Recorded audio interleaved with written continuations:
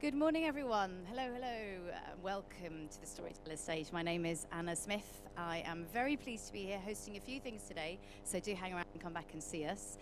Our first panel is a very special one. It's BIFA is hosting the British Independent Film Awards, and it's called Telling the Stories That Matter. And with me today I have Jason Wingard, who did In Another Life, tremendous film, Hannah Stevenson, the producer, and Elliot, who's from Raindance and also BIFA co-founder. So welcome to you all. I think we're going to start off with a trailer for BIFA to tell you a little bit more about what that's about. In 3, 2, 1. I can't be a pessimist. You're not the one I adore. Because I'm alive. I won't ever change my mind. I'm an actor. Wonderful, wonderful youth. 'Cause I'm so tired of being yours. Don't laugh. Okay. You've gone cold. Got me in my blood rush. Listen to me. Got me in my blood I want it to be different. for you. I just know this is it. How are you settling into your new life? It's cool. Now that is punk. Do more punk to me. For you. I have no idea what is going on. Oh, come on. For you. I have never seen that happen before. Got me in my blood rush. Got me in my blood rush. I'll send it to you. Cold for you,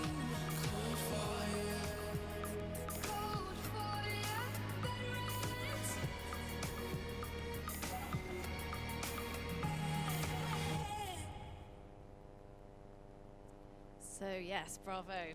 Very good work. I'm a BIFA voter myself and a big fan, and I love attending the awards, and I just love how they support independent filmmaking. There's always a fantastic atmosphere, and it really is about supporting emerging talent and British filmmakers and people who are really passionate about what they do.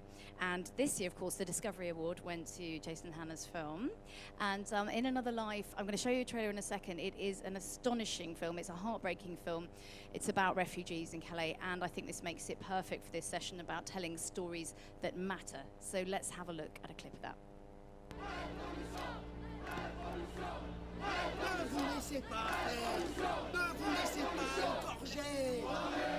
Légitime défense. Légitime défense. Say this city has 10 million souls. Some are living in mansions, some are living in holes. Yet there is no place for us, my dear. Yet there is no place for us.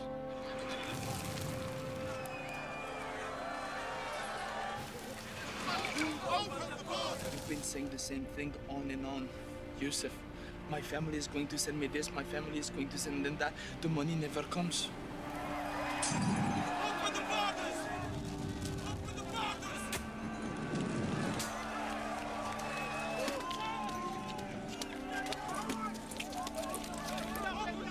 Open the borders.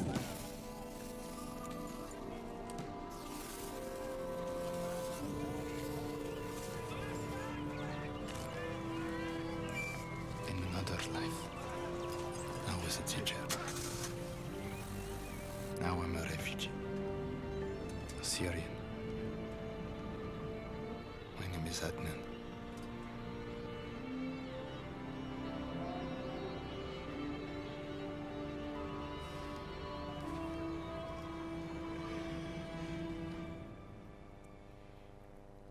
Bravo. Now, before I speak to the panel, I just wanted to remind you that you can get your phones out, and please don't film, but you can get on your apps, and you can also go to the URL to ask some questions. We don't have roving mics here, so you can go to glsr.it/BVE18 and go there, ask questions. They'll come up on my iPad here, and we'll put them to the panel.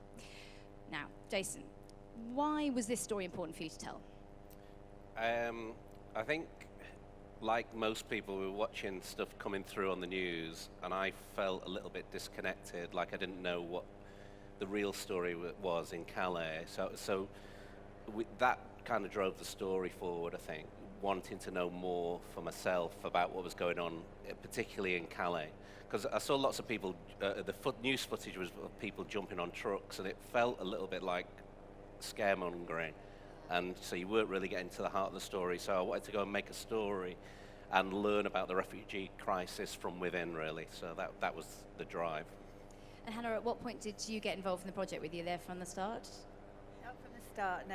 I came sort of the first stage of shooting was in the Calais jungle, and then the second stage you created a camp in an anti-fracking site in Manchester, and then I came in to have a look at kind of where we were up to, and then work out kind of how we were going to finish the film off, and we went back to do another shoot in just before the camp was demolished in Calais.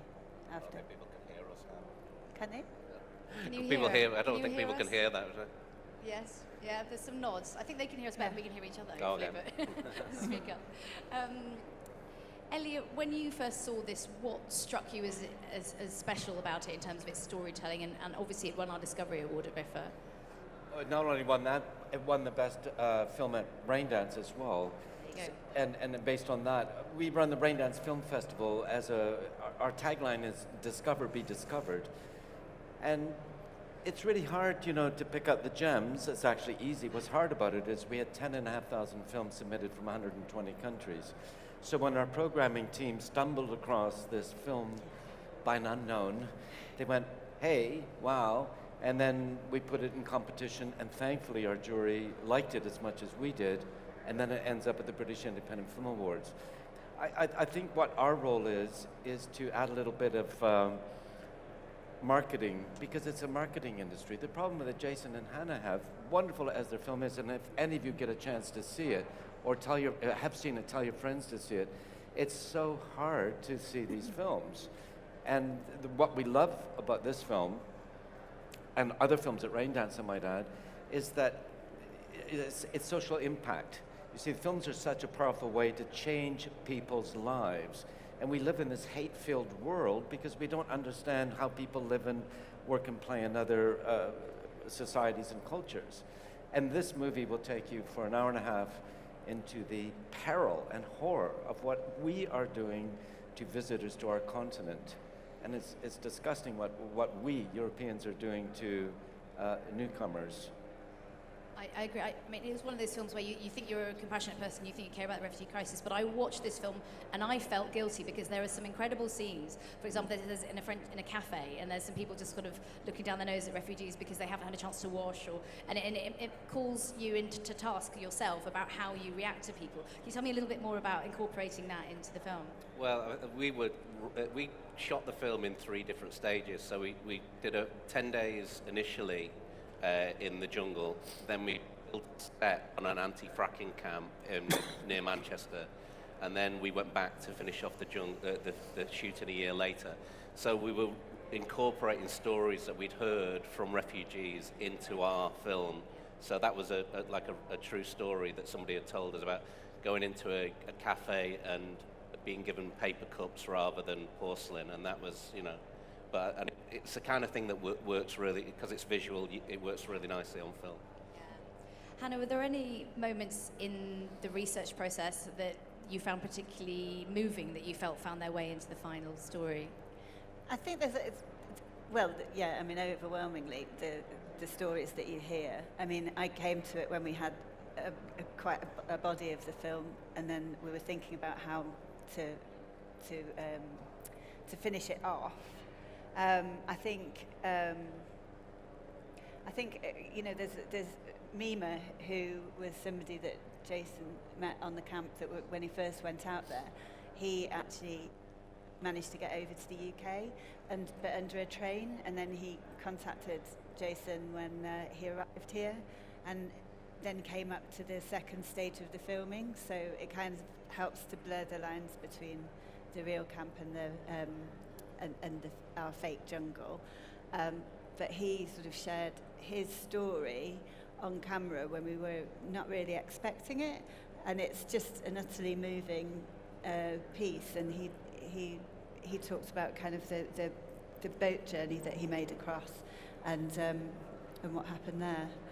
And it's just not something that you expect to see, but it's about creating that environment where people can share and feel supported. I mean, narratively, it's also almost like a thriller, and it's very, very gripping film. And just to say, it's about a man trying to find his wife, and they've become separated. And what struck me as particularly heartbreaking is the fact that you show that there are little details, little twists of fate that mean they could find each other or not find each other. It all hinges on a tiny moment of chance. Tell me more about that. Well, yeah, I think that the story was driven by, obviously, the stories that we were hearing, but we wanted an audience to kind of self-reflect, really, and ask themselves the question, what would I do in this situation?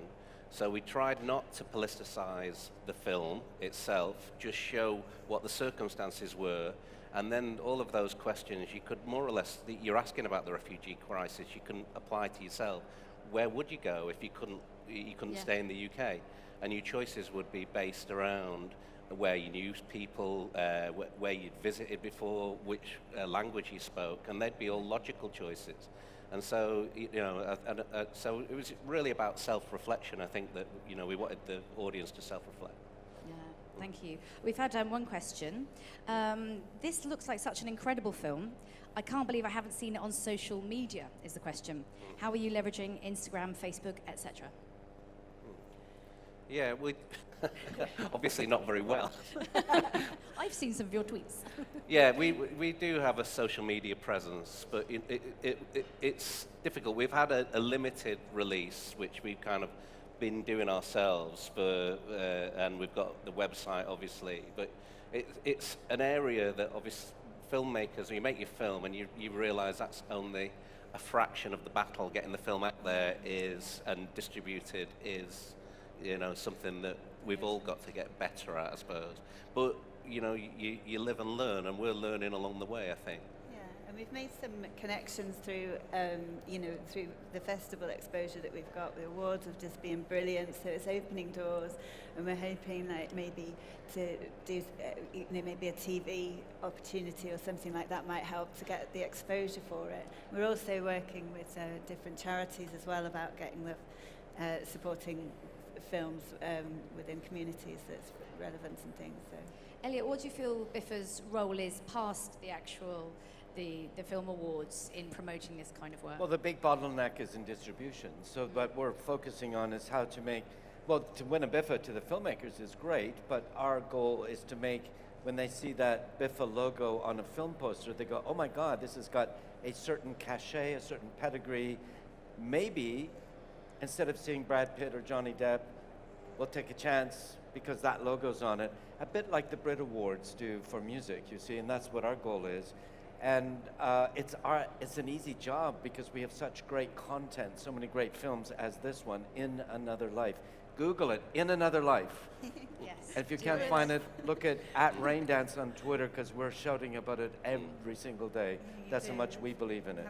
And I think it does tell that, you don't have to be a big budget film to be incredibly gripping and moving. I mean, it's a story that really takes you on an emotional journey. And filmed in black and white. Do you want to talk a little bit more about your decision for that? Well, yeah, it was a late decision, really, to make it black and white. There was a number of reasons. One was to merge the footage that we had together.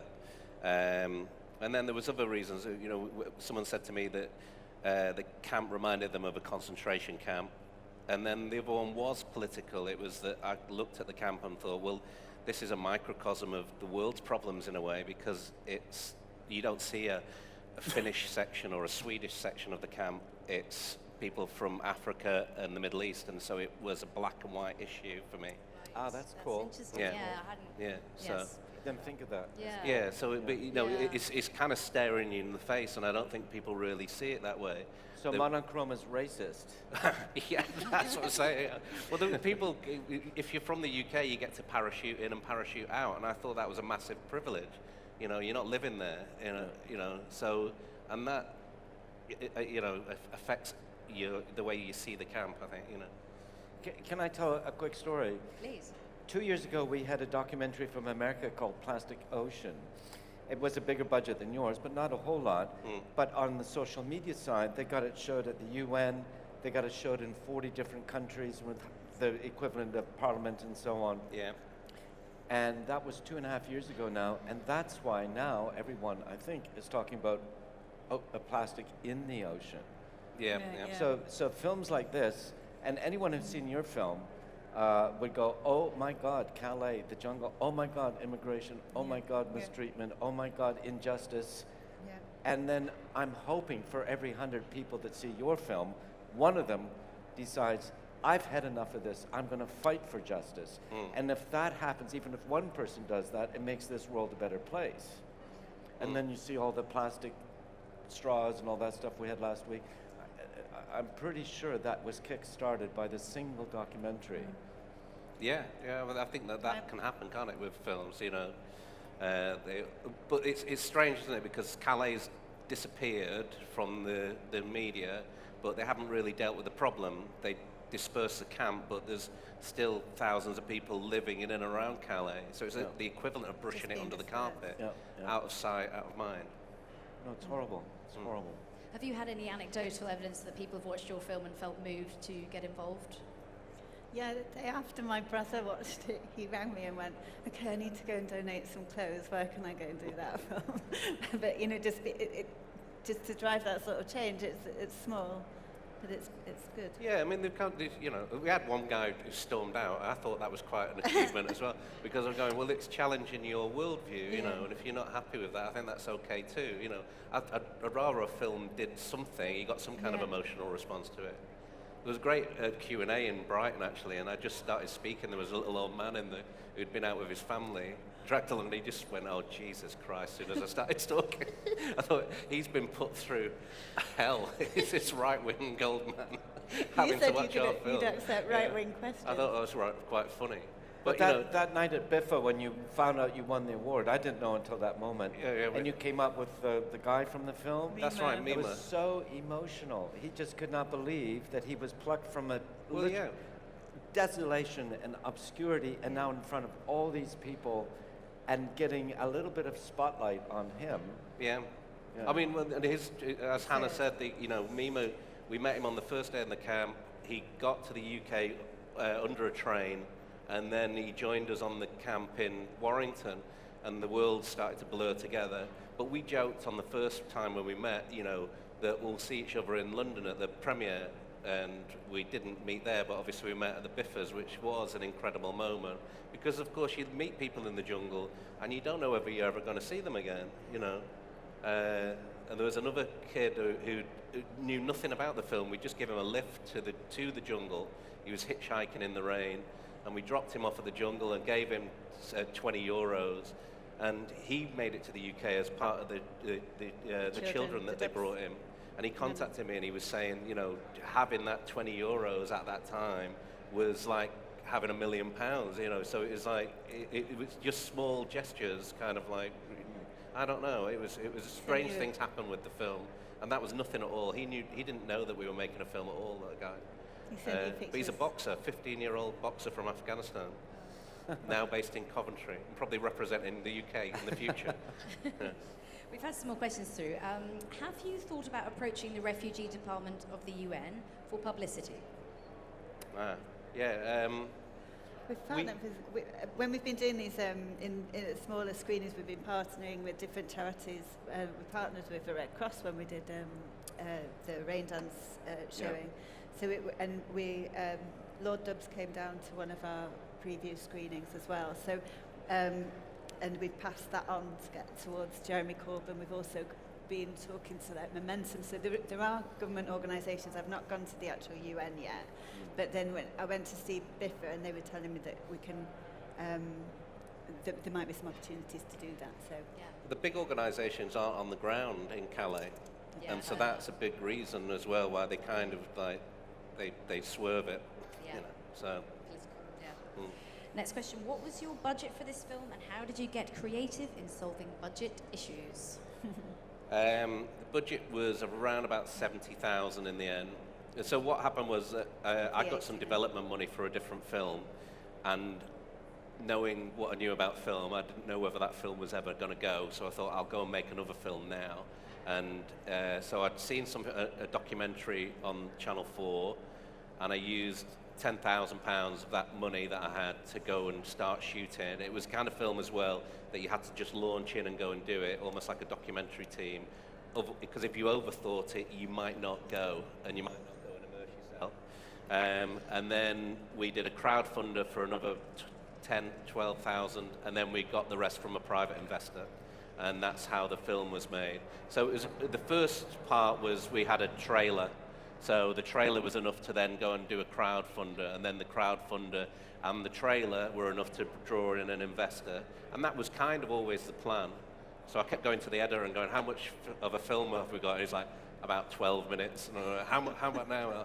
40 minutes. And so that's how the film was made. It was kind of not made in a traditional way at all. Thank you. Now, the next question is a personal one from somebody here. I'll shortly be following 2 volunteers from Crisis Classroom for 10 days across Europe, documenting their journey via social media. Any advice with filming in this taxing environment?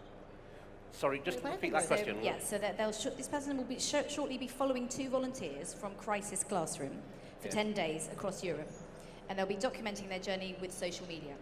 Any advice? Well, for the storytelling, I suppose you want those people to be as engaging as possible, don't you? Yeah. And if they're not, you've got to go and seek seek it elsewhere, really. So yeah, it's tricky, isn't it? So that's a documentary, is it? Whose question is that, by the way? Yeah. Film when things go wrong. Yeah. Following the journey. Yeah. Okay. Is it a short doc? Is it? What are you going to do? Yeah. Sorry, is to highlight the journey and to show what the volunteers actually encounter.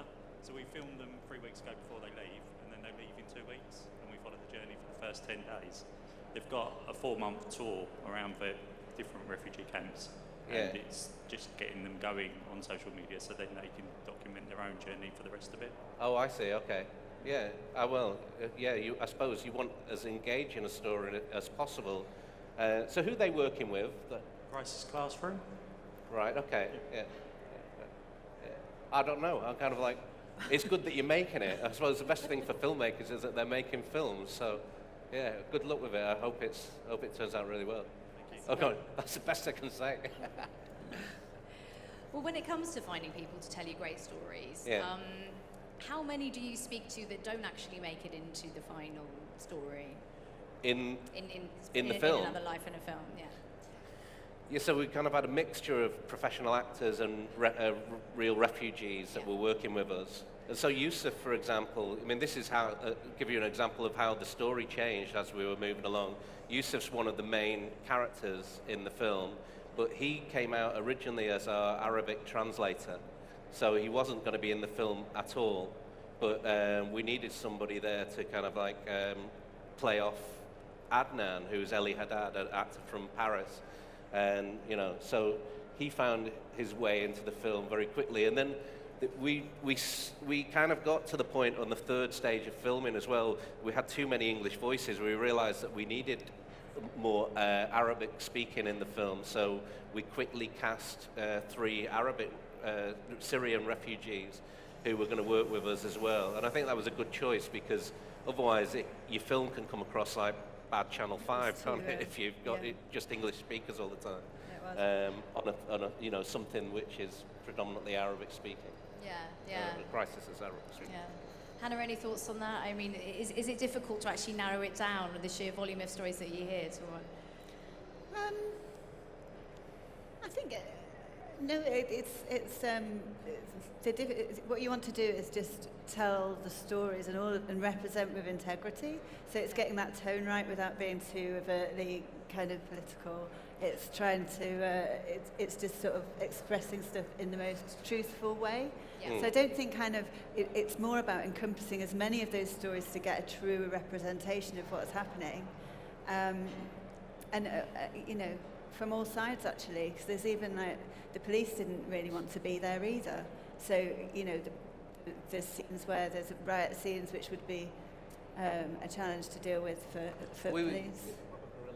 So we had to work with what we, is this on? So we had to work with what we had really. So, we didn't, we work with, everyone's working for free, people are coming in and you're trying to get something, but you're not quite sure at the early stages what that is. But, if you get some kind of truth on screen, you know when those instances hit you, you know. But there was other people, there was actors who came in and got the tone completely wrong, and so yeah, you know, you actually didn't want people to act, you wanted them to show a little bit of themselves, you know. And so that's what Yusuf did so brilliantly, because he was just sort of.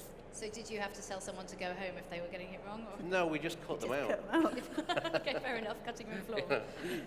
But it's tricky, you know, we try to guide them. But that's when I started to realise that people didn't, you assume when you go to Calais that people know more than, you know, you assume that people know more, and then when I was watching people act in it, I realised they don't understand this, it's quite interesting, but I don't have enough time to kind of explain it to everybody.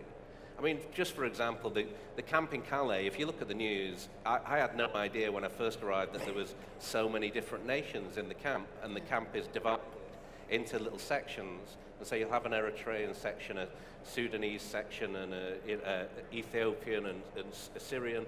And to understand what's going on, you need to understand a little bit about what's happening in all of those countries before you can make a judgment, you know. And so... And I think that was the thing that struck me, was that if you're a refugee, losing your status and your individuality is one of the things that is most heartbreaking. Yeah, that really comes across in this film, and it is an incredibly personal film, and I think you really succeed in putting the viewer in the place of the characters, which is, humbling. We've got time for a few more questions if anyone wants to send some through. Meantime, I wanted to ask you what you're up to next, both of you. Hannah's going to answer that one. Hannah, do you want to say? Well, we just we filmed just off the back of finishing this film. We were working on another one, which is called Eaten by Lions. It's a bit of a different setup. It's a comedy with Johnny Vegas, Jack Carroll. Kevin Eldon, Vicky Pepperdine, Asim Chowdhury. It's about two half-brothers that go in search of Omar's real father, who's alive and well in Blackpool. So it's a very sort of quirky British comedy. So yeah, we just did a little test screening with some students the other day, and we're just finishing that off, and then fingers crossed for that one. Great.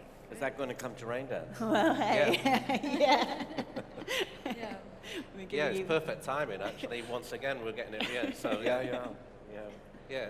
It'd be good to go back and with a totally different film, see what you make of this one. Yeah. Tears of laughter rather than Let's tears hope of so. sadness, right? Yeah. Really different. Exactly. I mean, do you feel that it pays to be a very versatile filmmaker who can tackle a number of different subjects, or do you feel it's your calling to raise issues? Well, it's strange, isn't it? Because a lot of the stuff that we were making previously was comedy anyway. Right. So this was a departure. Yeah. But now people, I went in for a meeting. Your mic. The mic. They're gonna, I went in for a meeting with Phil.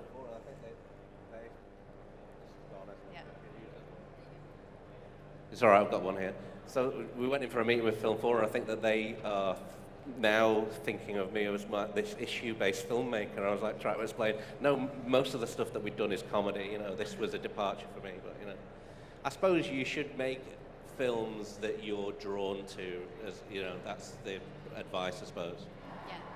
I mean, in terms of people starting out in films, perhaps as producers, particularly starting working on low-budget things, Hannah, what would your advice be? I know it's a tough old game and it's difficult. You don't make much money when you're starting out, but what would your advice be? I think the advice would be believe in yourself, first off. You can do it.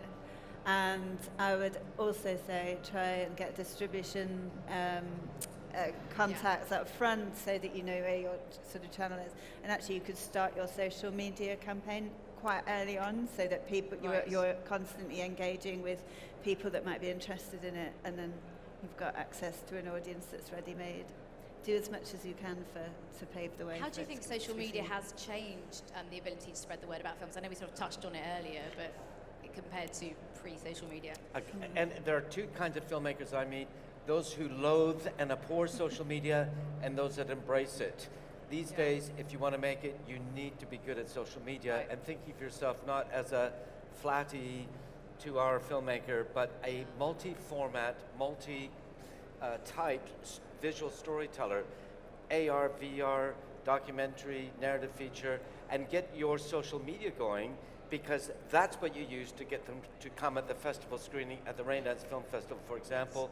It's also what you use for your crowdfunding. No social media, you are really boom, straight in the foot. And it is time consuming. Yes. Yeah. So you need an extra person to do it.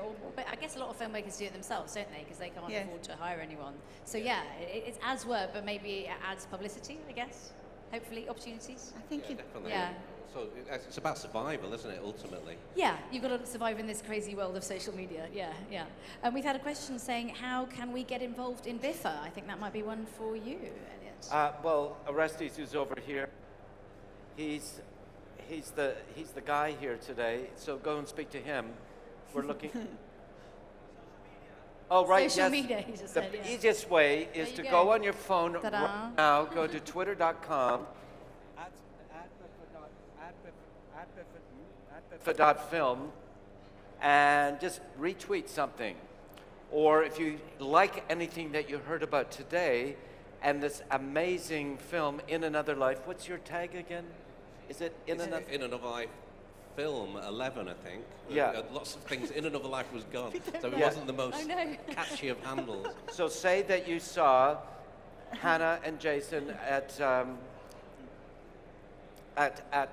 BVE, at BVE, give them a little bit of love, and at BIFA_film. And that's a really great way to help. And when Orestes gets back to the office, or these guys get back to their office and see even one like or mention, they're going to feel like their trip in this cold, snowy, transit warped morning was worthwhile.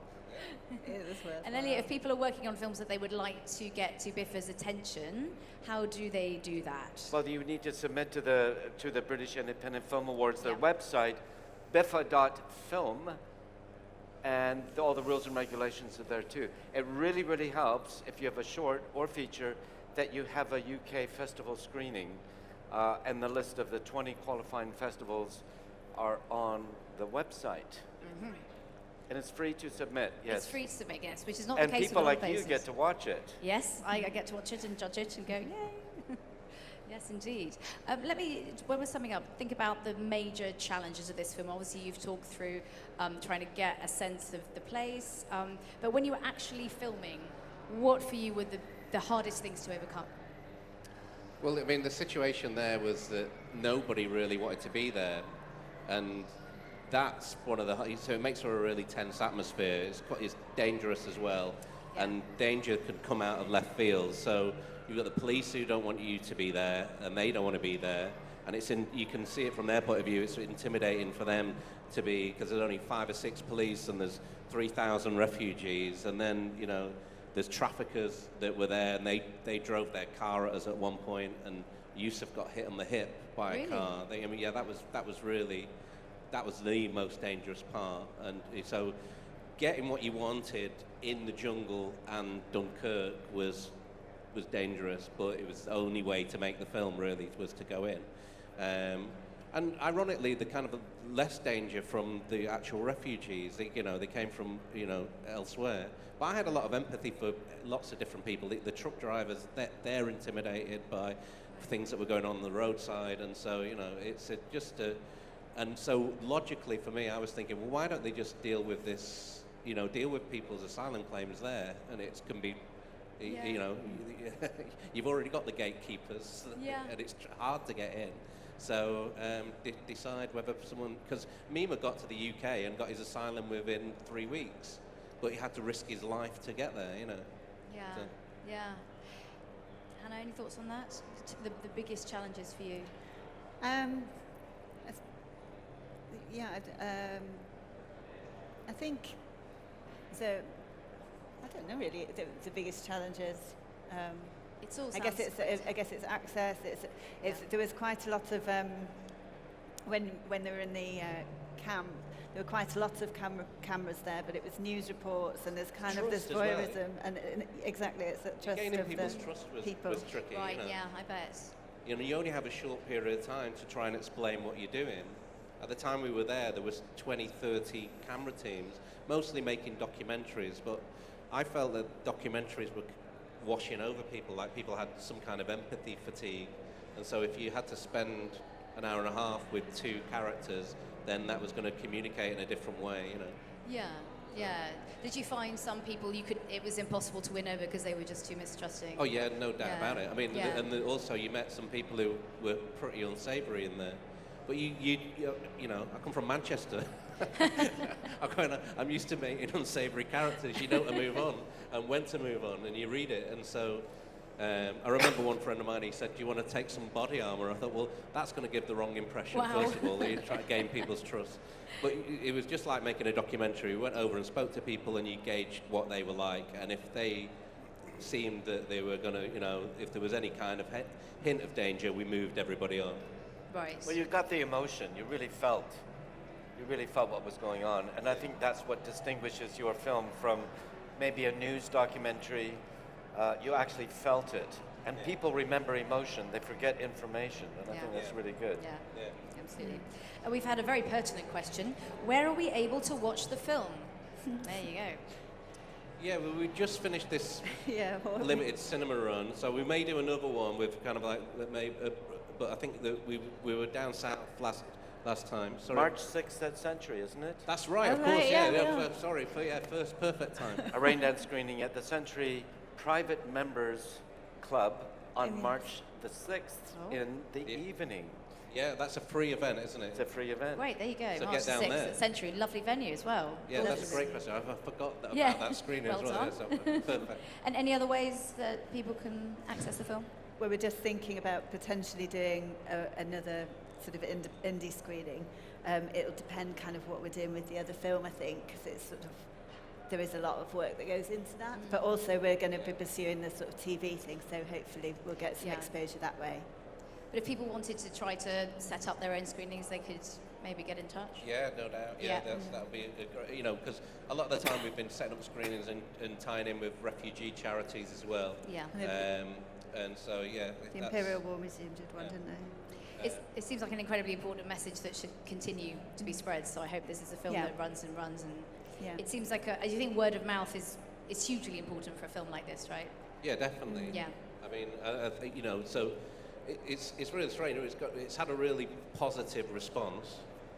I think it's quite interesting as well, because when you start to meet the people who are involved in distribution, they judge films in a different way to how, you know, the filmmakers will.